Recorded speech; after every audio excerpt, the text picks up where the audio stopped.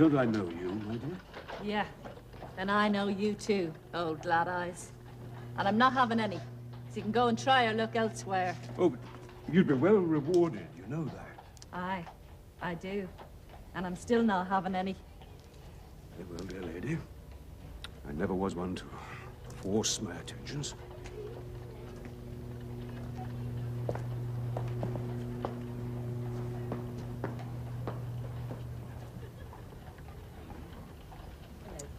Don't listen to him. The black-eyed devil. He charmed the birds off the trees. It's when he's got you down off the tree, that's when you'd want to look out. I'm telling you, you'll regret it. I've had some. You won't be sorry, ladies, I do assure you. This evening could be a turning point in your lives. Just don't say you haven't been warned. Now then, Susan. I know London's a long way from Somerset. We're not so different here, you know. We're not all demons and ogres in London. Yes, ma'am. I'm sure you're right. It's just my father. He warned me about all the wickedness and sinfulness of London. Well, you won't find any of it in this house. Now, you come along. Sit down here. Give me your coat. Agatha, let's have that tea now. You know what a scullery maid's duties are? No, ma'am, not exactly. Well, we'll have a nice cup of tea and I'll tell you. Now then, Susan. You do know where you've come to, don't you? No, ma'am, not exactly. Well, you do know that this is the home of the Prime Minister.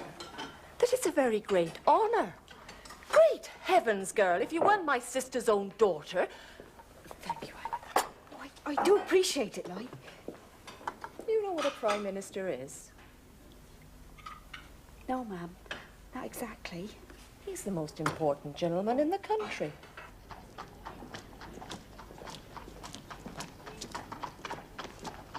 Well, here we are, ladies. Here is my humble abode. Such as it is. It's in terrible repair, of course. Has been for the last 200 years. Jerry built. Oh, that's no trouble. We'll end up in the bleeding town. Ah, good evening, Hampton. Good evening, Mr. Gladstone, sir. Oh, my God. Ladies.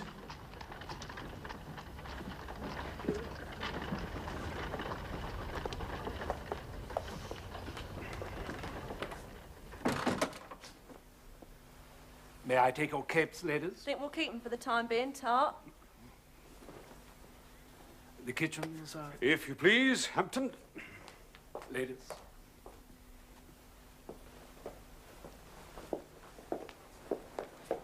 First thing in the morning, I want you to rake out the fire in the oven. Excuse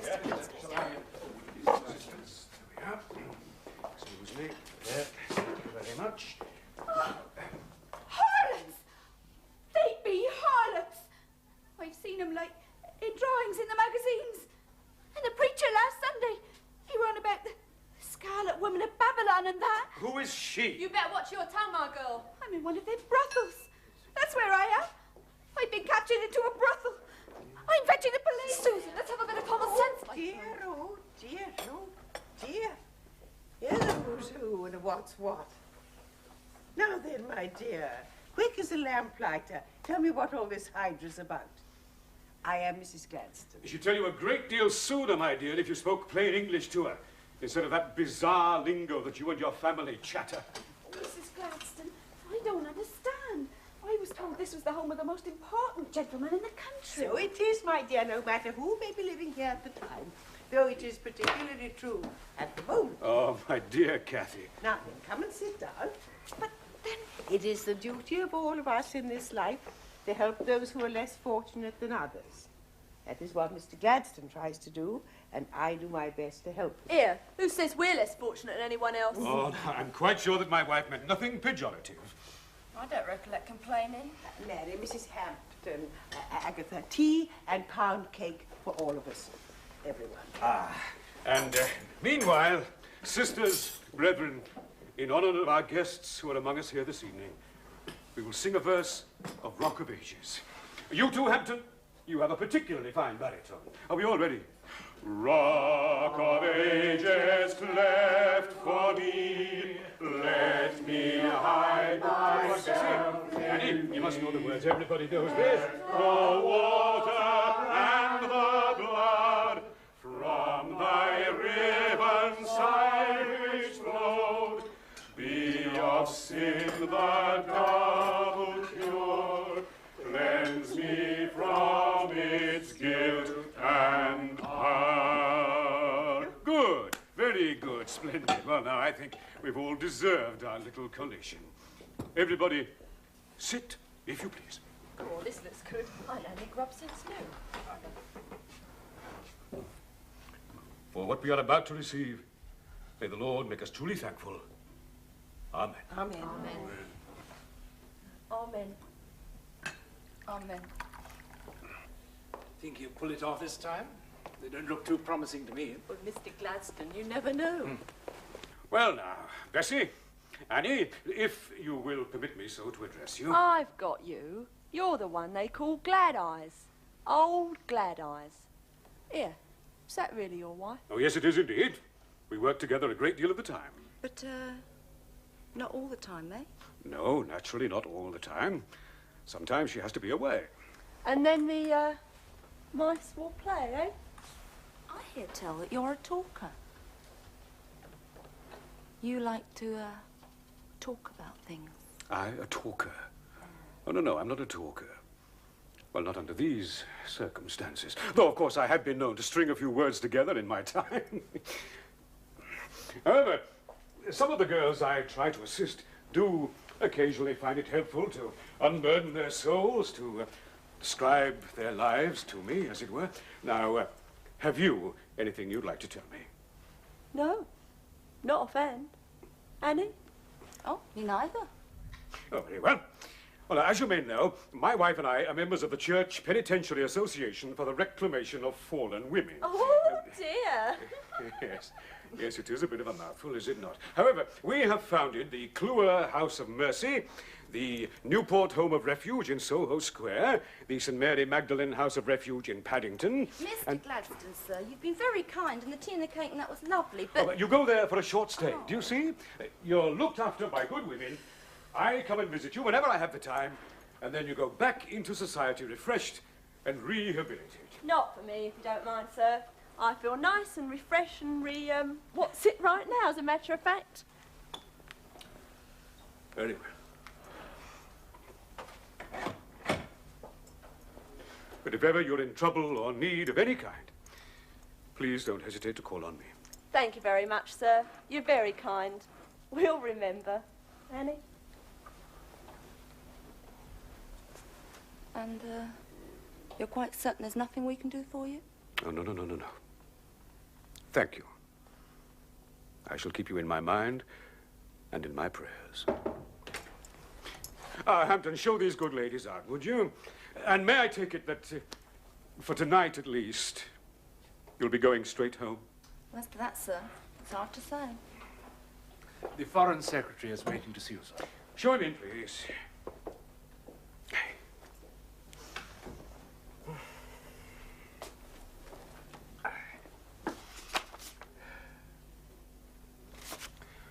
Oh, Lord, forgive me my failure with these two forlorn creatures this evening, and give me the strength to continue my efforts. Lord Granville, sir. Ah. Well, my dear, gee, it's not like you to risk ruining your digestion by rushing about at this hour. I wouldn't jeopardize my reputation for idleness for anyone else. Just had a telegram from Dublin.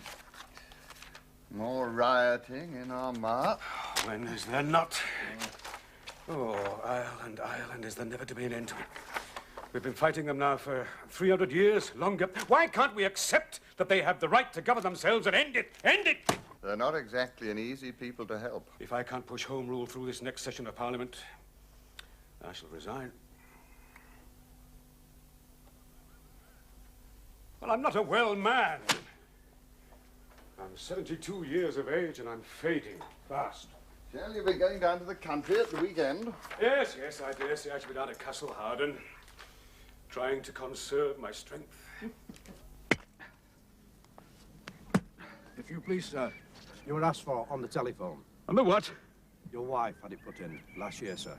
Oh, yes, I dare say she did, but I've decided not to take it up. Tell whoever it is to telegraph. Who is it, anyway? It's a Mr. Howard Vincent, sir. Who's he? He's head of some new department. I think he said it was to do with the police. Criminal investigation. Criminal Investigation Department. Quite so. Quite so. Policemen dressed like clerks. Tell him I'll see him at Downing Street, 3 o'clock on Monday.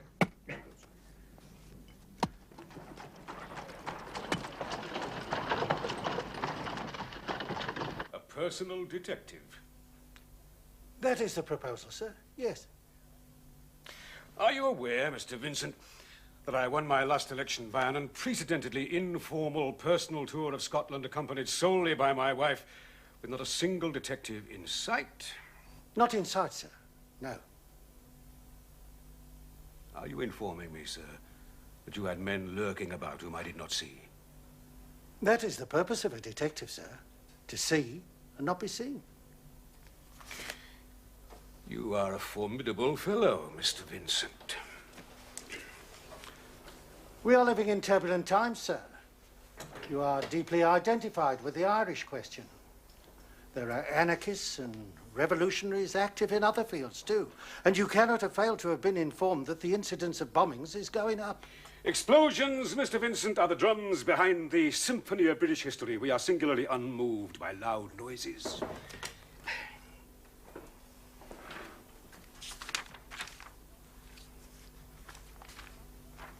Am I to take it, Prime Minister, that you decline the protection of a plainclothes detective assigned exclusively to you? You are so to take it. Good afternoon. Good afternoon, sir.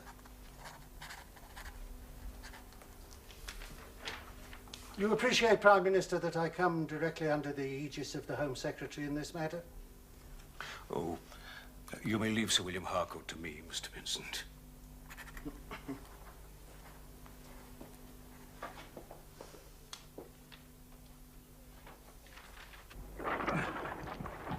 I fear you are not to be the PM's private peeler after all, Edwards. You mean he won't have me?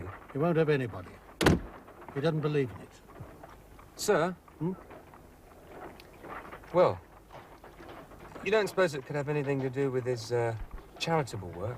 Among the girls, like? Me breathing down his neck, making it a bit awkward, like? I don't know.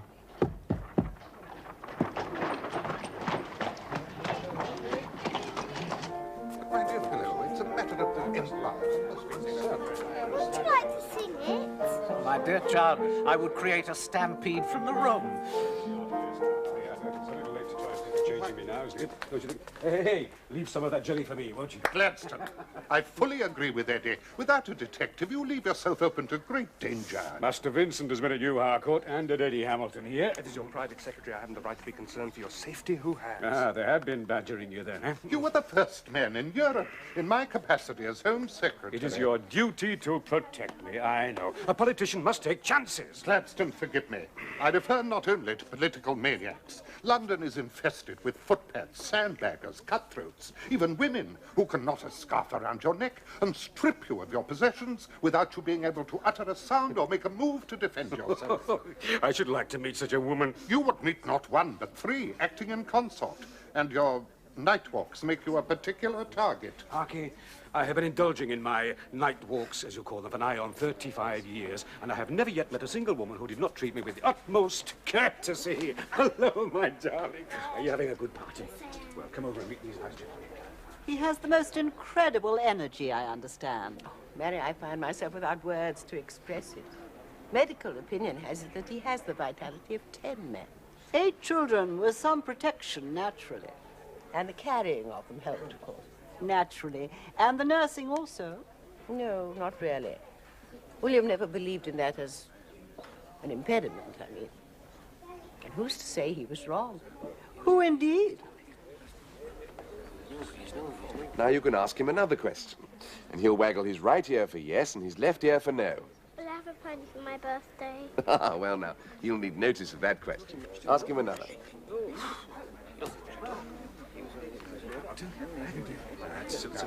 Now, this is one we can all sing. Come, everyone. Katie wishes a choir. When you and I were younger, you know this, Harky. Hello, favours. Mrs. Bosty, I know that you know this one. Hampton, I need you on the top line.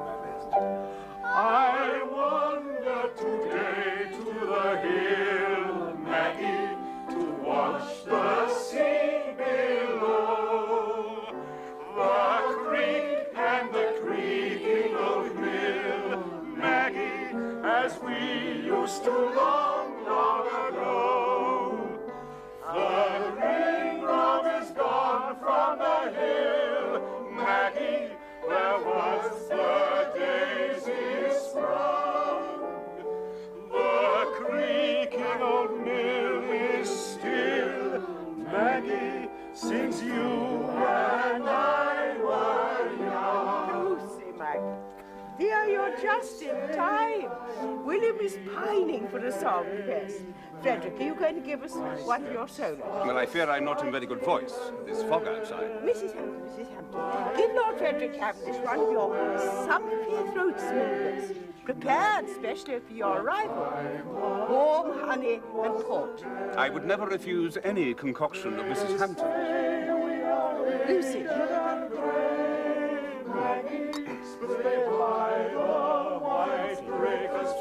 Oh, my dear. Lovely, you know.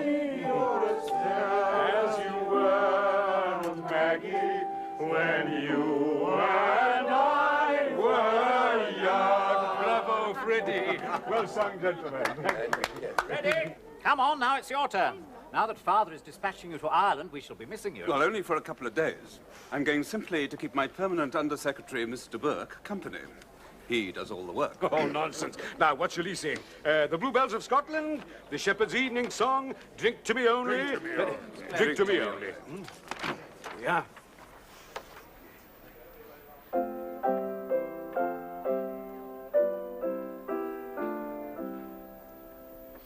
Drink to me only with thine eyes, and I will pledge with mine.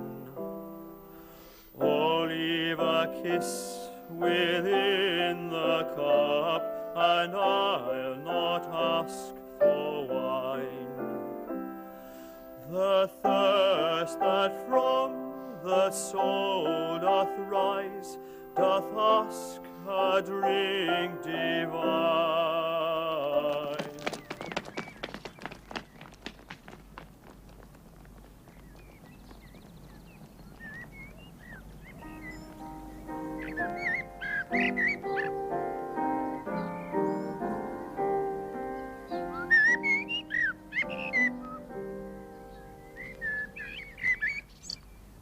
Butchered? In broad daylight, Freddie. In Phoenix Park, Dublin. Oh. You'd better sit. Hampton, a little brandy. Oh, dear.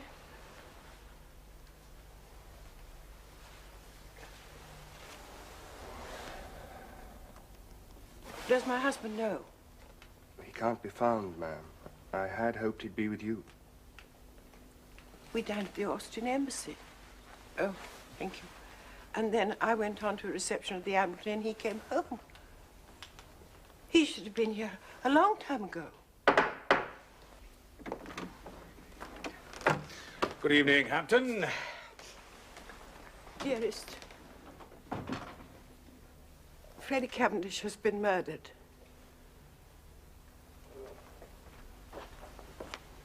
By terrorists in Dublin, stabbed to death in Phoenix Park.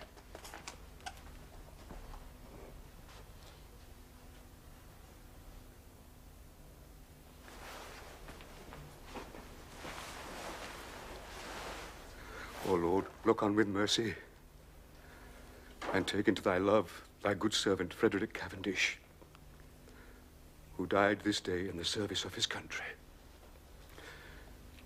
Shine on him with thy eternal light, which washes away all sin, and admit him into bliss everlasting.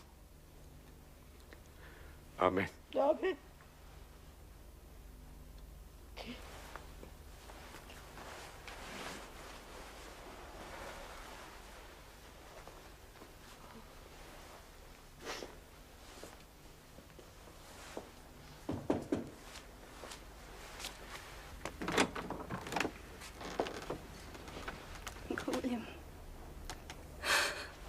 William.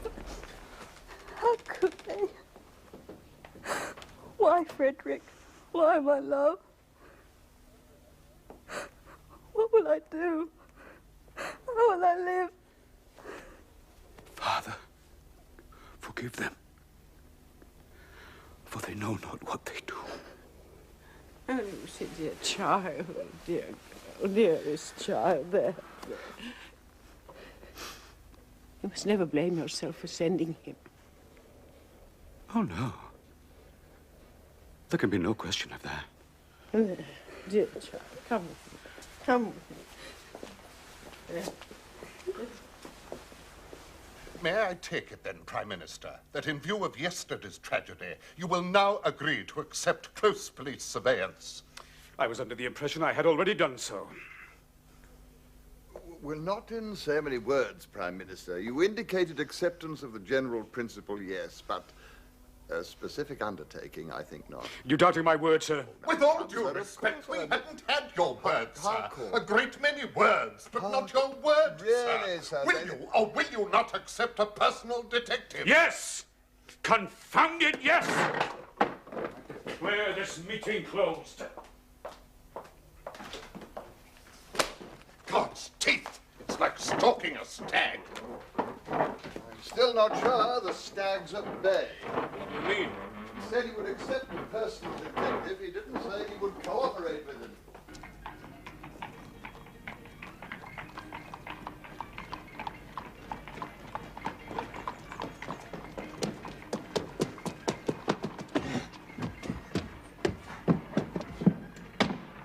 He's off again. Will he give me the office in St. James's? I wasn't expecting it from him. Another Fenian bomb, and you lost him. But he's on their side. Bombs don't know that.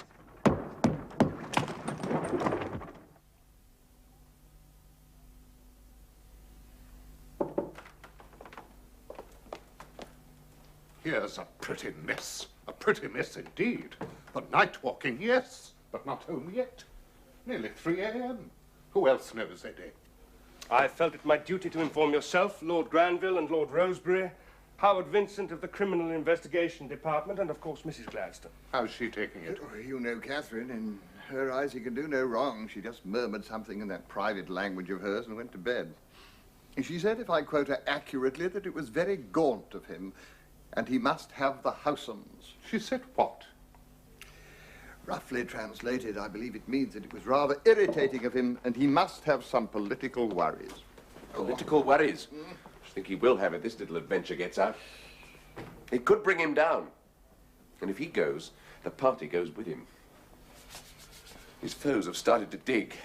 I don't believe they'll find a thing. The man's too open about it. 3/4 of a miserably paid and highly bribable police force have witnessed his activities.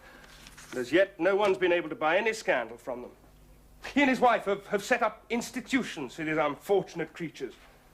Lady Cavendish and other high-minded ladies have helped. Lady Cavendish and other worthy ladies do not actively seek out prostitutes in their haunts and engage them in no doubt high-minded conversation.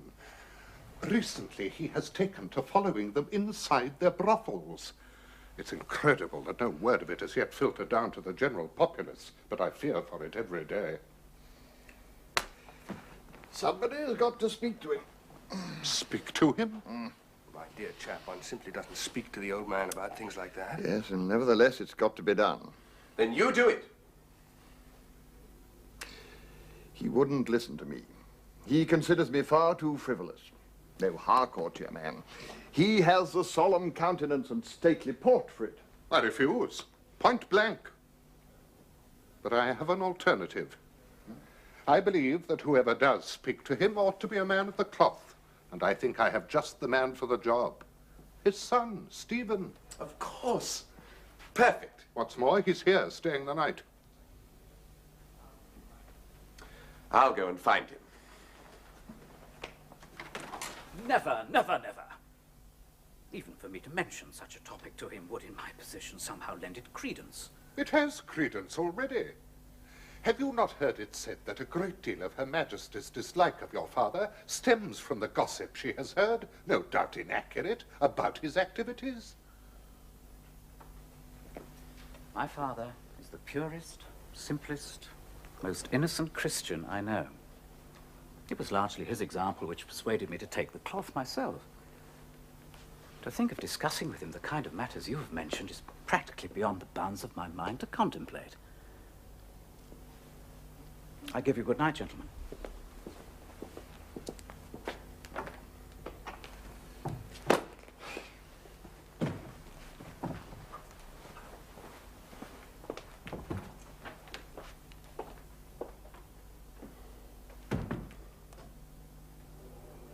And it's between you and me, Eddie. What? To talk to him. Heads or tails? I'm not sure that I agree. Tails. Heads.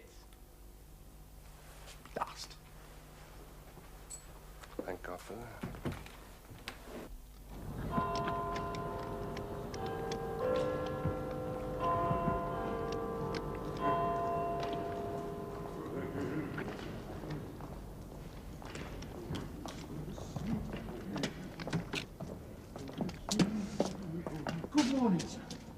Good morning, good morning. We've been worried, sir. Oh? With you being missing all night, sir. Oh, I was perfectly all right, dear fellow. Perfectly all right. Excuse me, sir.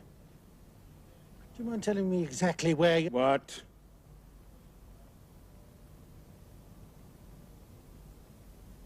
Nothing, sir. Nothing in the world. It's just as well that we keep in touch at all times, sir. Mr. Vincent, I've been looking after myself for the last 70-odd years. I think I can probably manage it for a little bit longer. Still, you don't mind us trying to do our best, sir? Not at all, Mr. Vincent. Well, as my wife would say, another day, another duck shoot. Yes, sir. Quite so, sir, yes.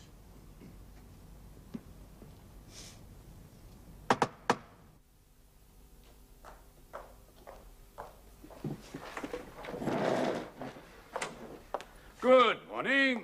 Good morning, sir. Early birds, eh?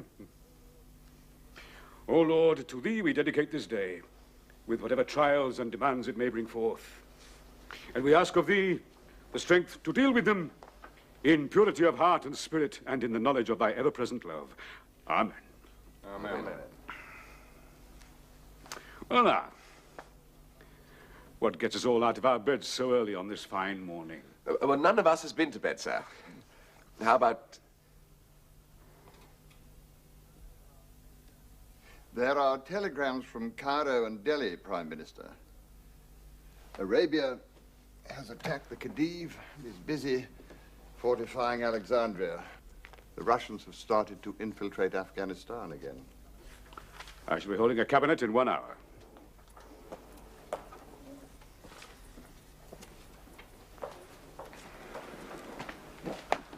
Oh, you were a tower of strength. Well, you've no room to talk. You'd retreated before we'd even sounded the bugle. It was no failure of courage on Rosebery's part. I interrupted. I could see the time was quite wrong. I'll have him yet. And maybe the cub around here, but perhaps I have the snap to run the old fox to earth. Is he an old fox? He might be just as staggeringly moral, righteous, and pious as he seems, you know. It's for you, my lord. Just delivered by an urchin. Well, thank you, Hampton. My lord. Not anonymous? No. Not this time.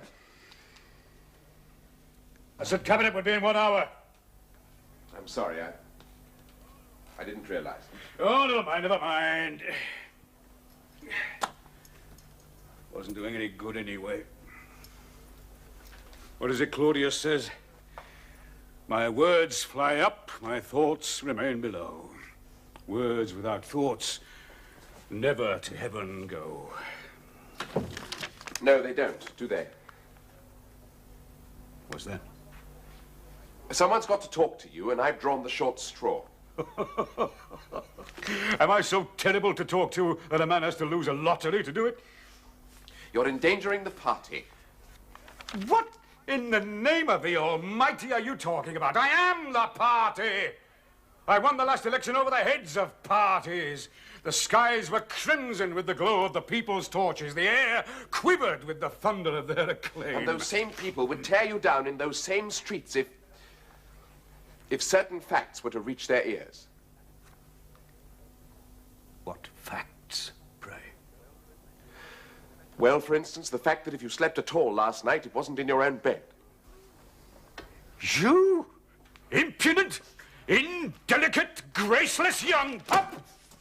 I chose not to sleep at all, but why in Hades should I explain to you? The fact that the rich and fashionable whore, Laura Bell, bandies your name about as familiarly as that of her spaniel. I tried to redeem her from her present mode of existence. I've never denied it. And the fact that on the night, the very night that London was buzzing with the news of the slaughter of your nephew Freddie Cavendish in Phoenix Park, Dublin, instead of hurrying back to Downing Street, you went off with a prostitute near the Duke of York's steps. Then, you came back here and fell on your knees to pray for Freddie's soul. What?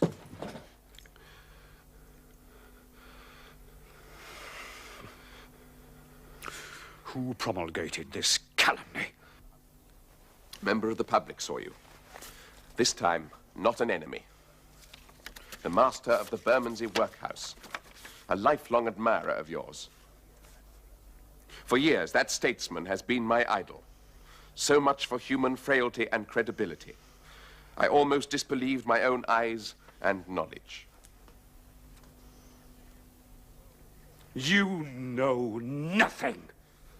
The young lady was in mortal distress. Explain that to your torch-bearing worshippers. Are you suggesting I should give up my charitable work? I'm suggesting, sir, that you give up your night walks.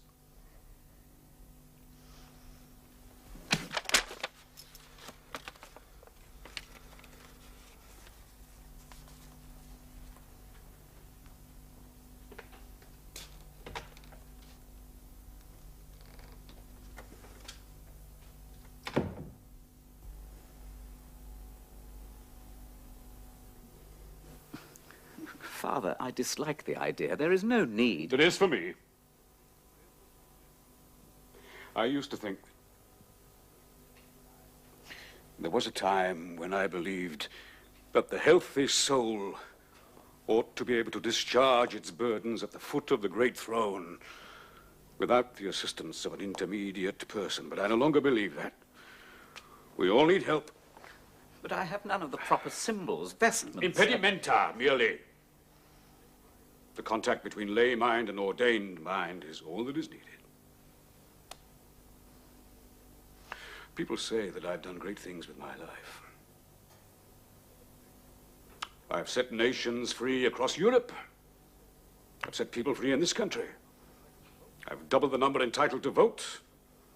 I've liberated them from penal taxes. But one thing I've never been able to do, that is to liberate myself. Liberate, Father? There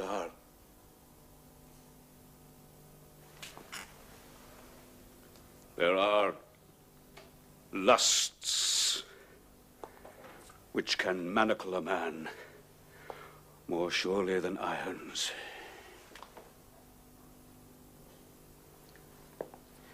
You mean the lusts of the flesh? By which I have been pursued as by the Furies all my life. You, Father? I've been cursed with an overabundance of that vitality which causes the fruits of the earth and the peoples upon it to increase and multiply. There can be no guilt in that. Our blessed Lord himself said, go forth and multiply. You're talking of the normal, temperate man who procreates his family to the greater glory of God. And in that you've been an example to us all. You've sired and brought up a family and If I'd allowed myself to have my way, I would have sired 100 families, 1,000 families. What? Have you heard of the practice of self-flagellation? Yes. In my 20s, it was only by the use of that discipline that I was able to conduct myself as a Christian gentleman. I scourged myself daily, cruelly, to exorcise the demon of uncleanliness that drove me. This demon, did it drive you towards others? Towards others. And towards myself. My desires were volcanic. Was there any particular stimulus that prompted them? Sight, touch, scent. Simply being in a woman's presence, mere thoughts, even. And you took measures against such stimuli? I avoided what the Roman Catholics call the occasions of sin. As soon as anything, an atmosphere, the proximity of a woman, the content of a conversation, as soon as anything excited me, I simply made some sort of excuse and left. I must have seemed very strange. To some, I must have seemed ill-mannered. I also stopped frequenting certain bookshops. Bookshops? I'd become a reader of pornography. Oh, not the dross which is churned out by the basement print shops in the East End. No, I was a lover of Petronius, Boccaccio, the French Fabliaux. Stopped reading them. I walked straight past any bookshops where I thought I might see them. I averted my eyes from suggestive paintings, and gradually I weaned myself of it. I lived a life as close to that of a monk in his cell as is possible for a man who is about in the world.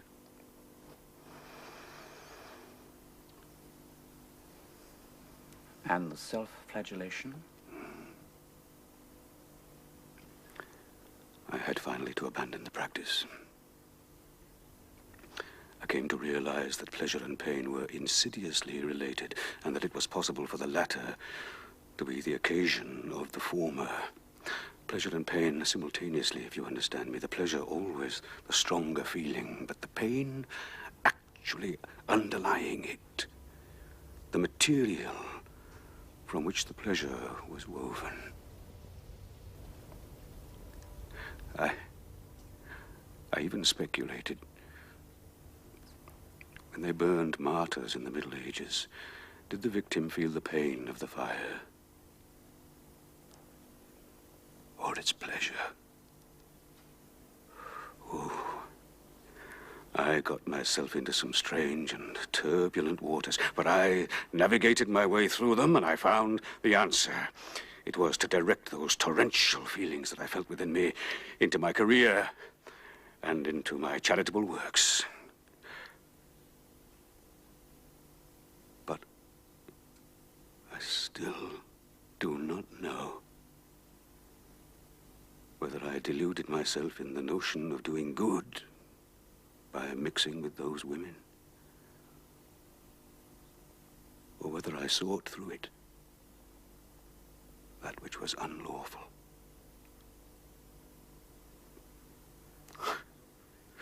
Those who praised my titanic energy, the ferocious speed with which I drafted bills, the hours spent on my feet in the Commons pouring out words like some human Niagara.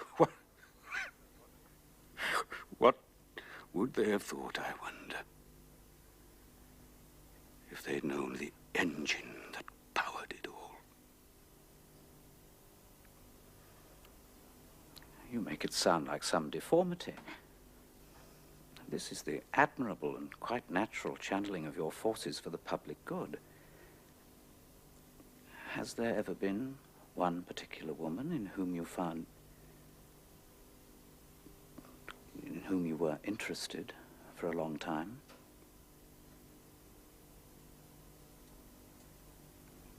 think I would not wish to answer that.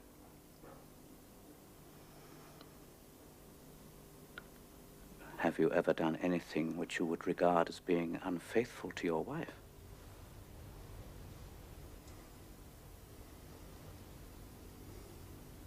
Confession, my son, must be total. A scouring. I repeat the question. Have you ever done anything in your life? I have not been guilty of the act which is known as that of infidelity to the marriage bed. That is strangely phrased.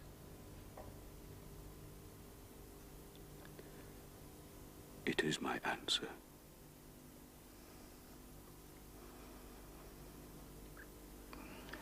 Then you must provide your own absolution.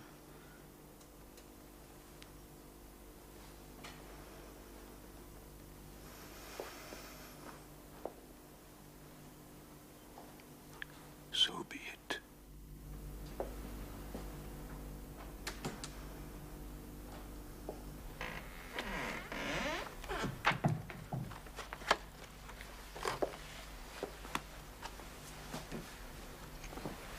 Have you finished that?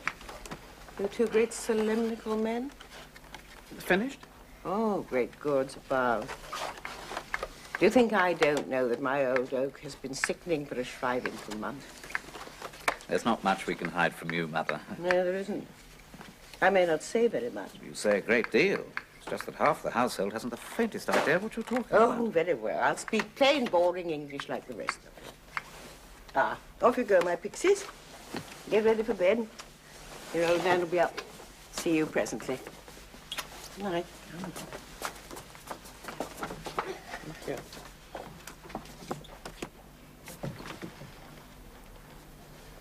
They've been tormenting Will about his work among the fallen women, haven't they? I think he's been tormenting himself. What did he tell you? Mother, you've not much respect for the secrecy of the confessional. Oh, stuff and nonsense. Family chat, that's all it was. Anyway, I know perfectly well without your telling me. He told you he feels himself a monster, full of doubt and guilt and self-loathing. I really can't discuss it. I'll wager everything I have in the world. There's one thing he didn't tell you. Oh? I know perfectly well how these mean-minded people think about Will's work among the fallen women, that it's prompted by his own predilection. That is an impression some have. When your father was a young man of 19 at Oxford, getting his double first, he was a member of a certain private club composed of earnest young men. And one night, they took an oath. Each of them swore that when he came into his fortune, he would devote 1/10 of it per annum to some charitable cause. And then they drew lots to see which cause should be taken care of by who.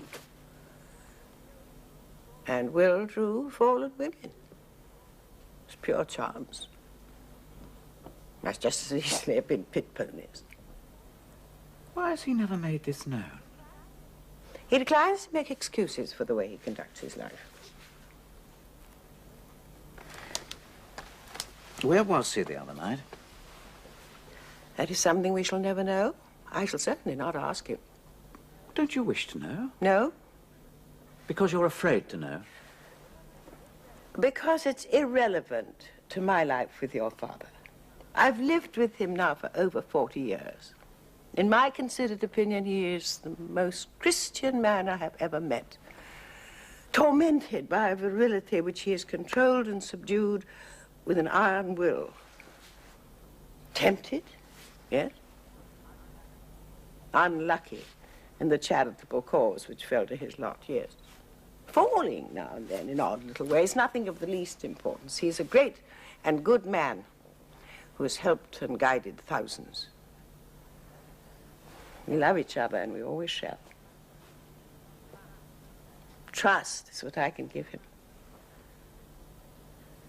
And I give it to him with all of my heart. It's his anchor.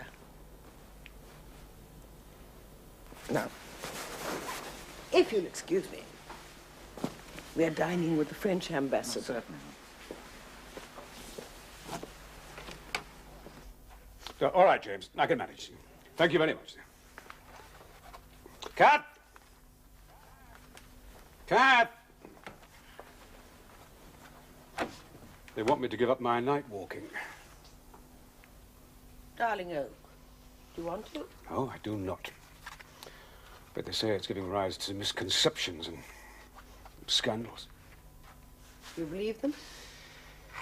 They say they have my best interests at heart. When people say that, they're usually thinking of their own best interests. Do you have any misconceptions? If I did, you'd very soon hear about the new great bungee lump. I dare say I would too. Now, you're crushing your shirt. Say nothing of what you're doing to my dress. Oh, get on with you, you great St. Bernard. Or you'll still be struggling with that stud when we step through the French ambassador's door. All the same, I think perhaps I should give up my nocturnal walks. Not if it goes against the grain. Well, I could always find some other way of fulfilling my mission, and the first man to do away with the collar stud will make £1 million.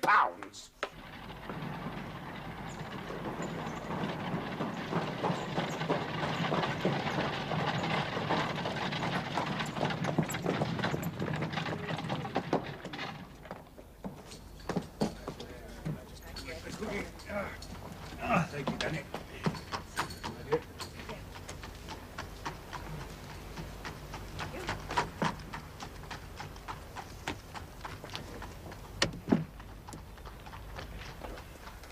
Good dinner, I trust, madam? Yes. Sir? Oh, passable, Hampton, passable. I'm not much of a one for this fancy French cuisine.